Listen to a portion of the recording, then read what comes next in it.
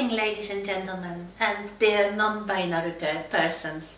So today it's week 12, and we are continuing some issues from last week, and especially I'd like to talk with you about modernity and such subjects as modernism, postmodernism, and their relevance for culture studies. The term modern history is generally quite well defined in historical studies. The modern history, the modern world, as understood by historians, means more or less the time from the French Revolution onwards. So the beginning of the modern history, although not modernism, is the long 19th century. The long 19th century is the period from the French Revolution to the First World War, the period characterized by, first of all, industrialization and urbanization, the growth of the technological innovations, the reorganization of economy. First of all, British economy, but other economies as well followed suit, from the agriculture to industry, and the growing importance and cultural dominance of the urban way of life. So mass migration of people from the country to the cities. Towards the end of the 19th century, the last quarter of the 19th century, the turn of the century, the beginning of the 20th century, this gives rise to the cultural, philosophical, also literary movement or reality called modernism. And the elements of modernism are here in this slide, are illustrated by a photograph of two people from the beginning of the 20th century. So where these elements were really solidified. Things like the industrial, technical civilization, capitalist economy, economic globalization, the beginning of it, of course, which results in some even psychological things like the alienation of individuals. People start to be seen more as individuals rather than members of some groups. Commodity fetishism and consumerism. People start to pay more attention to what they can buy, to the status symbols that they can buy, and they display their social position by certain things they buy and own. Secularization and rationalism, so the diminishing role of religion. It's not complete lack of religious belief, but it's much less important than it was before. The cult of innovation, the fascination, the continued fascination with technology, something that starts with the Industrial Revolution in the late 18th century, but it is really everywhere in culture and even in people's daily lives by the time of the beginning of the 20th century. Moral relativism and hedonism, so certain worldviews or philosophical concepts in which everything depends, everything is relative, and the most important thing in life is to look for happiness, to look for one's personal fulfillment, sometimes also understood as pleasure rather than anything else. The cultural impact of modernism has been observed even by people living in those times. So the turn of the 20th century, like 100, 120, 130 years ago. And one of these scholars intellectuals that started to observe the different, sometimes also negative aspects of modernism was an intellectual you have already met during this course, Emil Durkheim. And he became interested, he observed by reading newspapers that more people in the modern world, so for him the modern world was the end of the 19th century, more people than earlier were committing suicide. Like, why? He wondered, why would more people decide to take their own lives when everything was going towards the better? The economy was improving and the standard of living was improving. Why then would so many more people than before, at least in his observation, decide to commit suicide? He even wrote a book about it, as you can see at the very end of the 19th century. And he observed five things. So he believed that it was the modernity, the modern worldview and the modern style of life that caused problems, especially psychological problems, problems with mental distress. So he observed individualism, which is not a bad thing in itself, but if it leads to the decline of group identity and the situation when an individual is blamed for their failure if they do not succeed in life, this is something that caught his attention. Another thing, something he called excessive hope. A lot of promises from the culture concerning opportunities, ambitions, luxury goods, resulting in frustration if you were unable to achieve these things, and envy towards those who could. He believed that, of course, there was more freedom, individual freedom in the society, but too much freedom resulted in decline of social norms and eventually could be stressful to people who relied on these norms. People, at least some of them, cannot handle too much freedom.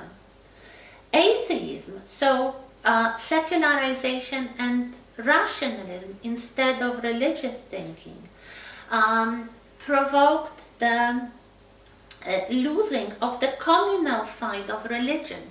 It means the group identity, some sort of group with which an individual could identify and on whose help he or she could hope if things were wrong. And the weakening of the nation and of the family. So again, group identities in a religious group, in a family group, in a national group. These things, as you can see, already at the end of the 19th century were observed by intellectuals and pointed as potential problems in the future. So this is actually what happened in the 20th century. This is what modernism led to. Some more things like the cultural domination of the United States of America in the early 20th century. Through technological progress, successful capitalist economy, the dynamic young society. So after the two world wars, which weakened the old superpowers, especially superpowers such as Britain, France or Germany, the USA took over as the leading force in the world. We mentioned already last week, if you remember, the intellectuals from the Frankfurt Group who emigrated from Europe to America just before the Second World War. Some of them, especially Herbert Marcuse, stayed in America after the war. And they could observe American society, they could observe American cultural domination and the spread of American way of life to other Western countries. He was worried, just like Durkheim was at the beginning or at the end of the 19th century. Marcuse was worried about potential dangers of modernism after the Second World War. He wrote a very important book called One-Dimensional Man, in which he tried to argue that consumerism is a form of social control. This was something that was later caught by the student riots in 1968. And here we have one of the slogans of the students' riots in France: "Ne travaillez jamais," do not ever work.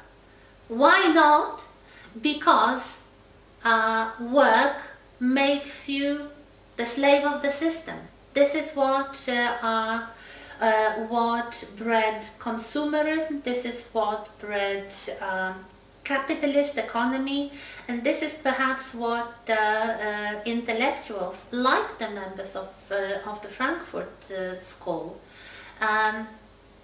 tried to warn societies against. Of course, this is a very radical idea. Try not to work. Well, you have to live somehow, you have to buy food and other things. If you do not have a rich family to support you, you will have to work for your upkeep. But at least being aware of the potential problems here is something that's quite important. Marcuse was much inspired by an earlier philosopher whose works he read, an Italian philosopher called Antonio Gramsci. As you can see, he was never the member of the Frankfurt School because he died before the Second World War. He died in a fascist prison. He was an anti-fascist, and he wrote about the ways that culture was used by totalitarian regimes. And the members of the Frankfurt School loved his work, and they actually adopted some of the concepts that Gramsci introduced, especially the concept of cultural hegemony. Cultural hegemony means the domination by one class who is able to impose its worldview as social norm. So one social group, in the case of Gramsci, these were the fascists in Italy, who wanted to dominate in the society, and they went about establishing this dominance through imposing their values and their worldview on everybody else. For Gramsci, this was the result of what was happening in the 19th century, the rise of the middle class, the bourgeoisie as Marx would call them, or the Victorian values as they would be called in Britain. And their ideas, especially of social hierarchy, of strong leadership, of imposed obedience to the leader, led to the totalitarian regimes of the first half of the 20th century, through something that Gramsci called the long march through the institutions, that is, gradual permeation of culture, of the media, of the education system, with a certain worldview, with something that became the ideal, the social norm, and the imposed value system. What happens when these ideas and these values are challenged by the young generation who grew up after the Second World War, who were reading the works of Marcuse and other intellectuals. We have the beginning of the youth counterculture in the 60s. So the Beat generation, the hippies, all those youth groups that were opposing the system with things like pacifism. So they were against the war in general. In America, this meant demonstrations against Vietnam War, environmentalism, feminism, anti-racism, New Age spiritualism, replacing traditional religion, replacing consumerism.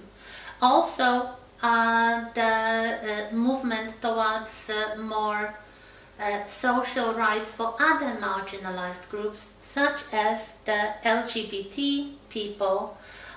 This was especially after the riots in New York started in 1968 at a pub, the club called Stonewall Inn in New York. This started in America, this counterculture, in the 60s, but it spread to more areas in the Western world. So, for example, we have the 60s, the 1960s, of course, in Great Britain, with the Beatles, with the beginning of youth music, of pop music. So the great popularity of the kinds of music that were on one hand very commercialized, on the other hand very appealing to the young generation. We have the beginning of the culture of the image. In the media, the visual content starts to replace the written content. Things like the credit cards and the contraceptive pills, changing the way people live, changing the sexual relations and romantic relations, changing the way people buy things, that people earn money. You don't have to have the actual money to be able to buy the things you want. There is also this new spiritualism that was spreading, mostly from America. They were very fascinated with the Far East, with Buddhism, with the Indian religions. So we have meditation becoming popular, yoga becoming popular and replacing traditional Christian religion.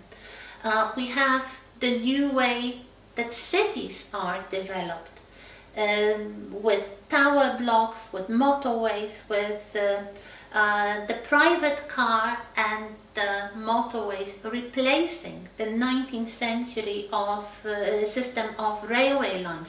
This is something that happens a lot in Britain. Many old railway lines are destroyed. Now some people say it was unnecessary, and they missed those railway lines, but they were destroyed in the 60s on the wave of the growing popularity of private cars. We have more satire. We have the growing distrust towards the establishment, towards the politicians. There are some huge scandals on the political scene. In Britain, for example, there is the so-called Profumo scandal, named after one of the ministers. His name was Profumo. And he was involved in a sex scandal involving some call girls. There is a conservative reaction to that. So there is a counter movement, less visible but still discernible in culture, in which some influential people, intellectuals, politicians like Enoch Powell, for example, a member of parliament for the Conservative Party in Britain, start to spread again the ideas of racism, the ideas against immigration, for example, because in Britain this is the moment when many people from the former colonies arrive to Britain in search of better opportunities. If you go to Britain, you'll see a lot of, even today, because they're like the next generation, of the small shops owned by Pakistani people.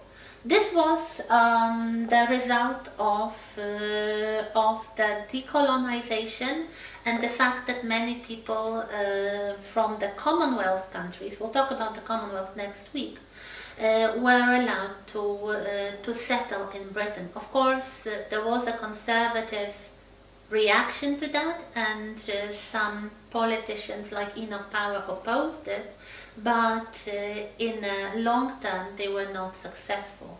And this leads to the establishment of a new culture, the postmodern culture. So modernism happens at the turn of the 20th century.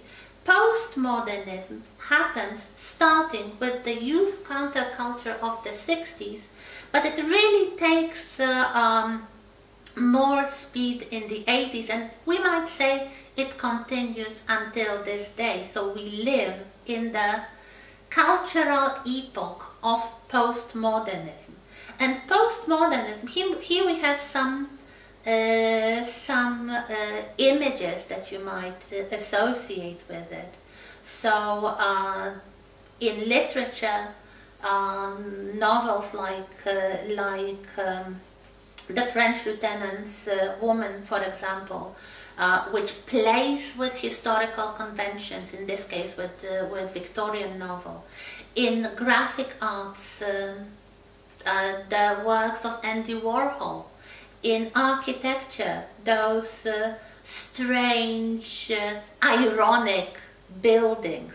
So what we have in the culture, in the mainstream culture, as a new areas, new mainstream, are things such as diversity, eclecticism, so mixing different styles, irony, collage, pastiche, magical realism, playing with all the conventions and styles from earlier epochs, reconfiguring them and using them either as a kind of comment or as a kind of joke as well.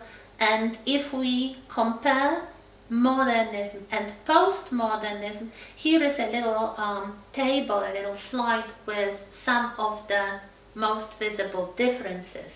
So in modernism, everything was about objects, about real things. In postmodernism, symbols are more important than objects. In modernism, we have objective truth, knowledge, economy, science, production, mechanical technology, and colonialism. In postmodernism, more importance is given to constructed truth, to communication, to culture, the humanities, services or consumption as opposed to production, digital technology as opposed to mechanical technology, and multiculturalism as opposed to colonialism. So as you can see, it's more diverse, it's more oriented towards humanities, the kind of interpersonal skills, the soft skills that they are sometimes called in business. So this is the way that culture reacts to what happened in the beginning of modernism. So the technological development of the 19th century, and then the atrocities of the two world wars, and also the reaction of the intellectuals, philosophers, anthropologists to all the problems that modernity was causing. And we continue in a moment.